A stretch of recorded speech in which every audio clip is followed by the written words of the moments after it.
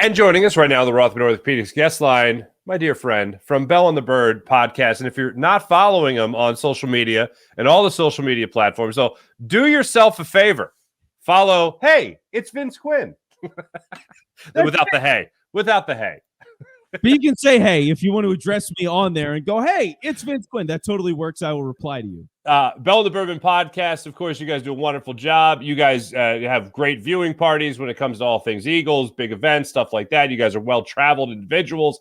John Barcher's been on the show, another friend of ours from our WIP days. So you guys make sure you check out Bell and the Bourbon podcast. I do have to say this just because I like to give background when I know guests personally. And Vince, you and I, probably over 10 years at this point. You were on the WIP tailgate team, which is still a great name. I got to give him credit. Great name. And I remember I got to know you a little bit around the station, and then you and I had to take a long drive. I was supposed to speak at, I'm not kidding you, it was like a special needs school, and I had to go speak at that school at a graduation, and you and I swear, it was way out there. It was not like it was like an hour. I feel like we were in the car for 3 hours together. Well, that's what happens when you're stuck in the car for like 45 minutes with me. It feels like yeah, I know exactly what you were talking about. We talked about it was a high school somewhere. I picked you up at your house. That's right. Oh my God, I am spoiled. You spoiled me. You bought me a slice of pizza after the fact, so that was beautiful. And then I drove you home, but. Like all that stuff is so interesting because it's also like I see you as like a spiritual guide for me in the because I mean really like so all the street team stuff and producing and then hosting and right. All the different steps of things that we did over the years. It's just like all the stuff that I did for a long time was stuff that you had done like one or two people before me, and I was just like, I'm just basically Farzy like 10 years old. Oh, damn you for keeping your hair, you bastard. Jeez, come on. Although, you know what's funny? And I don't bring what is funny? I have been asked 3 different times in the last month whether or not I dye my beard. Really? And the answer is an emphatic no. And if you really, I mean, I don't really have like, I don't do too many close-ups on this show, but there's a couple of white hairs there popping in there. And, you know, I got 2 kids now. I'm sure with one, there will be many. When it rains, it pours. When sorrows come, they come not in single spines, but in battalions, my friend. Well, a question for you. If you could dye your beard any color, what would it be? Oh, geez. Bright, obnoxious, red or orange, like a mix of the both, like a Claude Giroux playoff beard type of dye job. That's what I would have on my face because it would be people would be so taken back by it. Like I would just enjoy that for a little bit.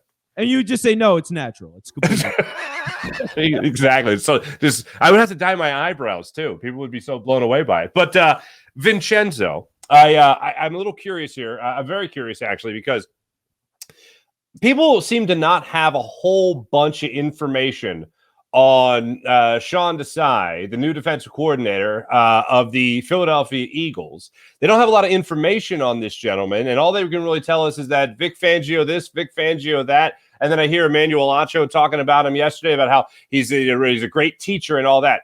But, like, do you think that this is the guy that is going to get the Eagles to be either more aggressive or overall more clutch defense? How would you describe it? What can you expect from Sean Desai?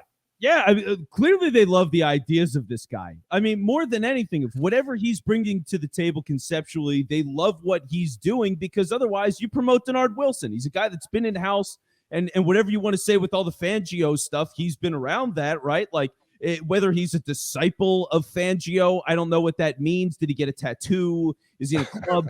I'm not sure what that means in terms of disciple, but like Desai has been around Fangio as well, and clearly they decided to go out of house and pick the guy that hasn't been here rather than the guy that's been in house. So whatever Desai is bringing to the table, it's clearly the dynamic they want, and you got to think about the value of the dynamics here, right? I mean, all these guys that are free agents for the Eagles, when you look at the list, they're mostly defensive players of major circumstance. I mean, I was running through the list just like a week ago. I'm like, oh my God, it's all these guys. Okay, how many of these guys played like major snaps? It feels like a lot. 8 of the 11 highest snap count players on the defense are free agents this year. 8 of 11. It's the whole defense is a free agent this year. Like, it's crazy. So they got a guy that has not been here with all of those players as free agents and still said, like, 2 weeks before free agency that you're the guy. So if they don't believe in this guy and whatever he said in those meetings about the scheme and whatever stuff, maybe it's Gannon heartbreak and they want to counter that, or they just really believe what he says. But whatever it is, Howie's in, man. I mean, he's as in as he could possibly be. Mm-hmm. No, I 100% agree with that portion of it. Now, assuming that Howie brings back half the starters, assuming you're bringing back key guys, like you're obviously bringing back Chauncey Gardner-Johnson. I think that's obvious, and we'll get to him in a minute and his comment. That's it. We're going to get to that conversation. We're going to get to some other things there, but Chauncey Gardner-Johnson. You're also thinking about bringing back Javon Hargrave, of course, maybe James Bradbury, the heavy hitters, if you will. But let's just assume this. Assume you're bringing back substantial members of this defense, okay? What does this defensive coordinator need to do? What difference do you need to see from him that you didn't see from Jonathan Gannon? Well, yeah, what people want is disguising, right? It's looking different. It's not being able to fully guess exactly what this is, and that's what Andy Reid was able to exploit. And on some level, like, the problem for Jonathan Gannon was this roster was too good for him. Like, he had these ideas and a theory of like, all right, well, theoretically, if we just do all this stuff and we play by the principles, everything's good. And for the most part, and this is the thing for Gannon's credit, he was right. He was completely wrong. Was he not completely right? Was this not the team that the second most sacks in the history of the NFL? Like, they almost passed the 85 Bears.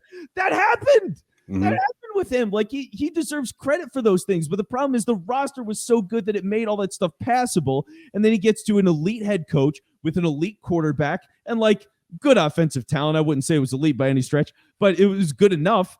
And he just exploited Gannon and threw all those things to the wayside. So, like, that's the unfortunate thing. So if Desai is going to be able to come in and get even some of these guys back, and they've got some good draft picks and whatever, it can make all this work, then as long as he's disguising some things and keeping people guessing, you don't even need the talent that Gannon had.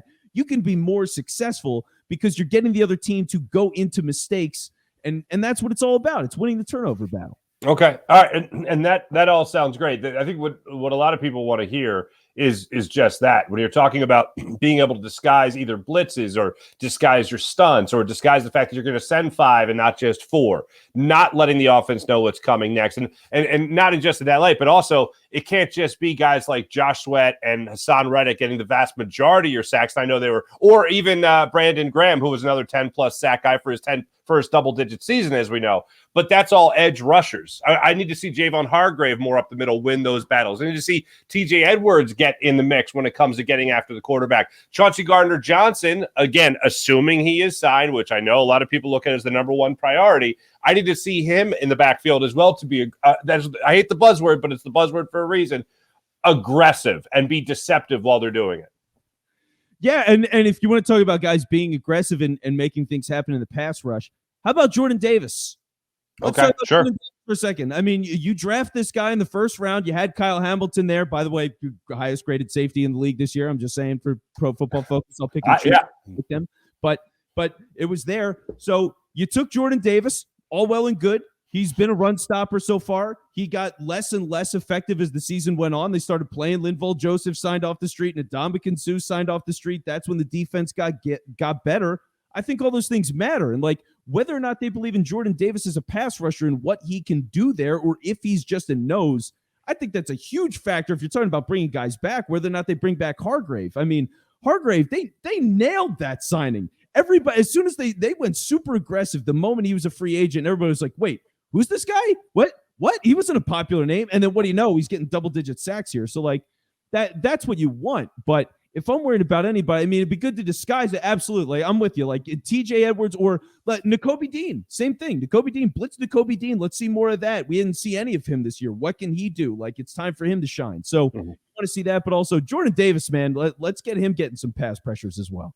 I think of the notable free agents, I think CD Deuce on the defensive side of things, as you alluded to earlier, I think the guys that are coming back, CD Deuce, and by the way, love the nickname, always have to say it. Yeah. And then I think Javon Hargrave is back, which locks in the idea of Fletcher Cox not coming back. And I think Fletcher Cox' $14 million deal for this season was the thanks for everything, Fletcher Cox. See you later. Good luck to you.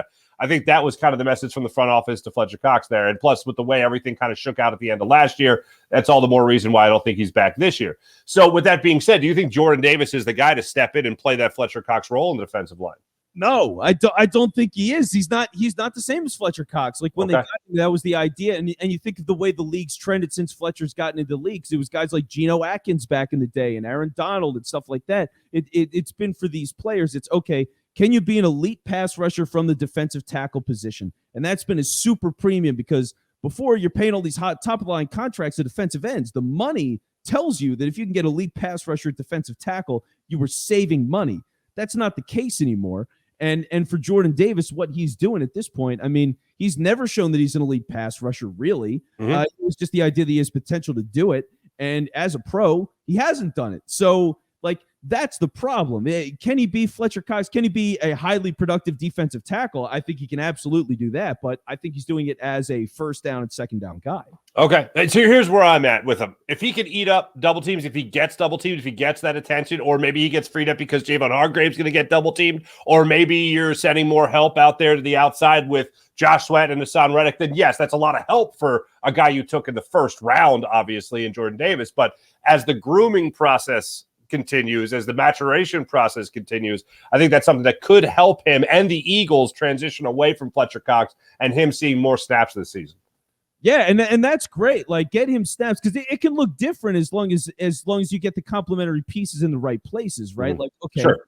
Are you upgrading at linebacker in terms of edge? Like, is Patrick Johnson getting a lot of snaps on the outside? I don't know. Are they bringing Brandon Graham back? Are they going to invest that pick in a defensive end and get another guy behind Sweat that you can rotate? Because, like, Derek Barnett was technically on this roster, but he got injured week 1 and, like, everybody forgot he existed. Right. So I get it. But, like, yeah, it's as long as you're getting the production, generally speaking, and, like, they're not going to get the way they did last year. As long as you're getting the production somewhere, it's fine. So as long as Davis is playing a role at an elite level, that's all you want. You want elite players, and you want to build around it. So it's just, I don't know. The way it's looking now, because there's nobody on the team and half their defensive line is gone, Reddick's got to have 30 sacks to match the production. I have to tell you this. I was at the, I just moved and I'm out in the burbs, man. I'm living this life in the burbs. It's crazy. And I'm at the Acme. I'll say it. I was at the Acme. And I saw this guy in an Eagles jersey. And I didn't really think anything of it. And then I realized it was a Derek Barnett jersey. And I'm like, what? I know the suburbs are different, but, like, what planet am I on right now? Like, at least give me the Mike Mamula jersey from back in the day. Give me one of those Johns. But you had the old Derek Barnett jersey, which was odd. To move away from the defensive line here for a second there, I do want to talk about Nakobe Dean, and you mentioned his name. Kazir White's a guy that I don't think is coming back either, and I think that's the perfect kind of switcheroo, if you will, with Nakobe Dean and Kazir White for him to maybe play on the outside, a little on the inside as well, but mostly on the outside. Do you see that switch possibly happening this year? Yeah, Nakobe Dean and Kaiser, like, Kaiser was a blessing because how many linebackers have they signed that are veterans that come in and do nothing? Right. Like, the closest thing they had was Corey Nelson, and that's because they signed him from the Broncos. They cut him, and then he was good for Baltimore that year. Right. Wow. Yeah. Okay, sure, yeah. So you take it for what it is. Like, yeah, Nakobe Dean, it's time for this guy. He had, like, a mysterious injury that dropped him in the 3rd round that nobody fully understands. I still don't understand how that happened, but he was fine and he played all year. So now that he's here, yeah, put him in, see what he can do. Kaiser, go to the market if he gets paid good money. Look, comp picks are money, man. So Kaiser's going to make you money on the open market. Let him go, see what he can do, see what kind of pick he brings you back. You don't have to force it. So that's a good thing. I mean, I guess the question is, would they be willing to pay Kaiser to replace TJ, or will they have or would they have Nakobe replace TJ? Because he's really commanding a lot of money, and that's going to be the interesting question. And that's like a Desai question: is how much does he value linebacker? Does he want to put into a guy like that? But yeah, Nakobe, put him in, man. I just want to see the kid play. All right, let's get to the juicy topic. I showed the tweet earlier in the show. It was deleted by Chauncey Gardner-Johnson when he was talking about his former defensive coordinator, now the head coach of the Arizona Cardinals, Jonathan Gannon. He had talked about, man, you didn't put us in the right position, then deleted the tweet. So good or bad when you see a player in this locker room say that about a now former defensive coordinator? Yeah, I think it's worse for us than it is for the team, right? I mean, they see him every day. He's talking trash in the locker room to his buddies. He's doing it on the field. And a lot of times that kind of quality is endearing. I mean, Remember how great it was when Asante Samuel was on the Eagles and you'd see all those clips of him in training camp? He would smack talk everybody, man. He would smack talk everybody, and it was fun, and you liked him for it. And like there's guys like that bring a sense of camaraderie. So I think there is something to that. And the fact that Gannon's gone, I don't think it makes it so bad. If Gannon was still with the team and he was trashing him, then it's a little bit worse. But I'm not worrying about it. I don't think it's a big deal. I think the team knows who he is. They knew that when they traded for him. This kind of stuff is going to happen. But you know what? If he's getting 6 picks or whatever he did and how few games he played, sign me. Talk all the trash you want. He can, subtweet Sean Desai every single week if he's getting a pick at 1 out of 3 games. Like, do what you want, man. Yeah. Exactly. The other thing about this that I find really entertaining is that it's like and you made a great point. We react to it more than I think the team would even react to it. Like Howie or Sirianni might be like, come on, man. But I guarantee you, everyone in that locker room, they've probably shared the same thought. They've probably been like, yeah, that's what he said. They don't say it because they want to maintain status quo. But I guarantee you, when everybody else looked at it, they went, "Yeah, okay, yeah, that's about right." So no issue there, whatsoever. It's Chauncey. It's Chauncey being it's CD News being CD News, man. Last thing for you, as far as the Eagles go, there, Vince Quinn. When it comes to Jalen Hurts' contract, I think we could all expect the at least 48, 47 million to the 52, 53 million, whatever it might be. How confident are you that whatever this deal is that gets done here? First of all, let me ask you this. What do you think the deal is, money-wise, annual salary-wise? And then do you have confidence in Howie Roseman then to create the space that's needed to sustain a winner, not just a quarterback? Oh, yeah, I definitely believe in Howie to sustain the space, which I think is first and foremost because Howie's a genius, man. I know people hate him and they think he's a nerd and he's not a football guy and like all this stuff. He's won a Super Bowl. He knows the trends. He sets the trends and everybody hires his people. I think that's the number. Like, look at last offseason, how many people from this front office got hired to other gigs as GMs and associate GMs or whatever in all these other cities. Yeah. They know that Howie's the guy and he gets it. So I think he totally understands what he's getting into. He had a great quote in the training at the combine about Jalen and finding the way to get peace around him. So I think he'll figure it out. I think what that looks like is somewhere in the ballpark of $45 million a year. Ooh. Yeah, I think it's 45 to 47. But here's what I'll say that makes it a little interesting. Normally with a quarterback, you get like a 5-year deal, and that 4th year is junk. I wouldn't be surprised if this is a 6-year deal. It's a little bit longer than normal. You stretch it a little further. Your guarantees, you can offset that all early, and then you can have more flexibility later. So he gets injured or whatever it is down the line, you can get out of it. But yeah, I would think he's making at least $45 million a year, and he should. All right, so 30 to 31. All right, I can party with that. I think he gonna make bank though, my friend. I think we're talking more of the Aaron Rodgers vicinity than we're talking about, let's say, Kyler Murray, for instance. So yeah, I think you're in the ballpark. I think he does get closer to that 50 million, though. I will say that much. Vince, it's your first time here on the Farzy Show, which I take obviously 100% of the blame for. It's been far too long. We've waited here. Oh, and I did shout you out. What was it, 2 weeks ago, when our friend Thomas Peterson was in town, and the three of us got together. We had some drinks, we had some lunch, we had a little espresso over there at my favorite spot, Grand Cafe L'Aquila, and then we topped it off with a nice little hit at Oscars, too, which is like my favorite dive bar ever in the history of dive bars. So we had ourselves a time. We did. It was good to see you. It was good to have beers and just catch up. It's been a while. And like, I do think it's important to say that once you found out I lived in your neighborhood, you moved. So I do want to stress that. That's true. I never even thought about that because I bumped the store and when I moved in, and then a month. The next time I see you, you're gone. So you tell me what that is. Oh my God, that's so true. I bumped into you outside the liquor store. Obviously, whatever. You and your lovely lady. And we gotta get together. I was moved. I was gone. I don't even know if we even talked about moving yet. Whenever that was, but anyway, that is hilarious. I never put that together. I am an idiot. Anyway, I apologize for dropping your property value, but anyway. Vincenzo, first time guest of the Farzy Show. Are you ready to take the Farzy 5, my dear friend? Yes, hit me with it. Let's bring in the band. Hold on a second. Come on, guys. Let's go. Ooh.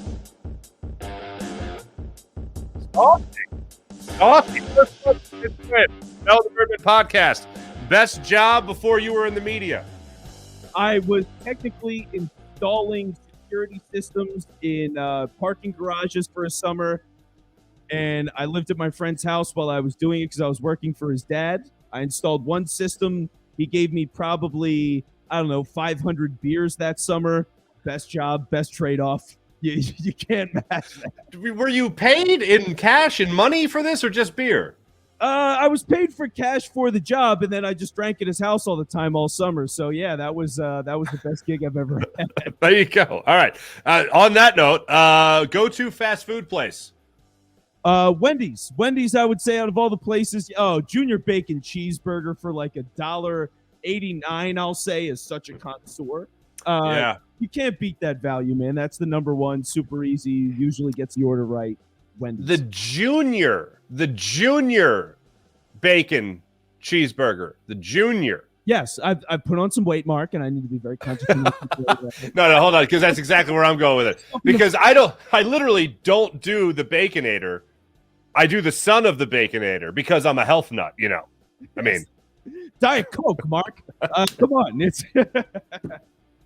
But you have basically had a salad. If you just get the junior bacon, yeah, dude, one step ahead. You can't match that value. It's one step ahead. That's brilliant. Best item. Favorite city to travel to? So I love Nashville. I've been there a lot. My brother was in law school down there. I won't shout out the school because it makes him look a lot smarter than me, and he is. But it's a nice school down there. I went down there a lot. Great scene, party time, bachelor parties. Whatever reason I've been down there, I've always enjoyed it. Great food, great people. Nashville's awesome. Nashville is where I got the weirdest look for the way I talk. Really? And I don't even think I have like a crazy accent. But they were like, "Where are you from?" And I'm like, "Huh? Can I just get some bacon and eggs?" Anyway, swear to it was like my cousin Vinny. Anyway, okay. Now you have a lovely lady, lovely. But if you didn't, what's a first date deal breaker? What's a first date deal breaker, Vince? All right, super religious. Oh, I grew up in a very Catholic household. Amen. If I was and I've been on dates with people, this has happened. So I mean, it's a factual deal breaker. It's like I would go out with somebody and they'd have like the cross on the rearview mirror, and they're like, "Yeah, so I go to church every Sunday," and I was like, "Yeah, this ain't gonna happen. This is." I don't fault you. I don't fault you. It can be a little intimidating when they're just bringing in that higher power all the time, man. I'm just telling you. Yeah, I don't disagree. My wife is, I would call her Catholic light. All right, she's not like a stout beer of Catholicism, which I appreciate. Anyway, but me, I grew up definitely like you, stout. We had the stout lager, or not stout lager, but we had the stout beverage. Anyway, last thing before we go down. Anyway, no one said religion. That's great. All right, next thing. You're a great guy. I've known you for a long time. But what makes you beep your horn in traffic, Vincenzo Quinn? it's just people that are looking at their phone when the light changes. That's like, look up. Look up. I get if you're going to check something real quick, but you have to have the understanding of I'm in a red light. There's only so much time on this light. It's time for me to go sooner rather than later. And when the light's red for, or it's green for 2 seconds, I'm honking. Like, I'm quick to honk on that. Go. Good for you. You know what? A lot of people have said that, and that's a great one. What's starting to get my goat a little bit more these days? What? Turn signals. I feel like since the pandemic, it has been an epidemic of no more turn signals. I just can't believe it. It's redonkulous, my friend. It's redonkulous. It's terrible. We're living in a society. Guys, you want to? Very nice. They just like that. Just like that. His name's Vince Quinn. Make sure you guys check him out on all the social media platforms, of course, including especially Bell and the Birdman podcast. It is a phenomenal podcast with another friend of the show, John Barchard. Where did you go? There you are. Boom. All right. There you can follow Vince Quinn at It's Vince Quinn. That's 2 N's in Quinn. And yes, poop Tom Brady, poop the Patriots, and all that stuff. As the helmet says. So that's where that comes from. Did he really? Did he really sign that? Yes, I saw that post as a picture of a helmet that Brandon Graham had signed, and I said, that is my profile picture. There's no doubt about it. I agree with it 1,000,000,000%. Brandon Graham, you're the man. You are the man, Vince Quinn. Appreciate you. Thank you for joining us on the Rothman Orthopedics guest line.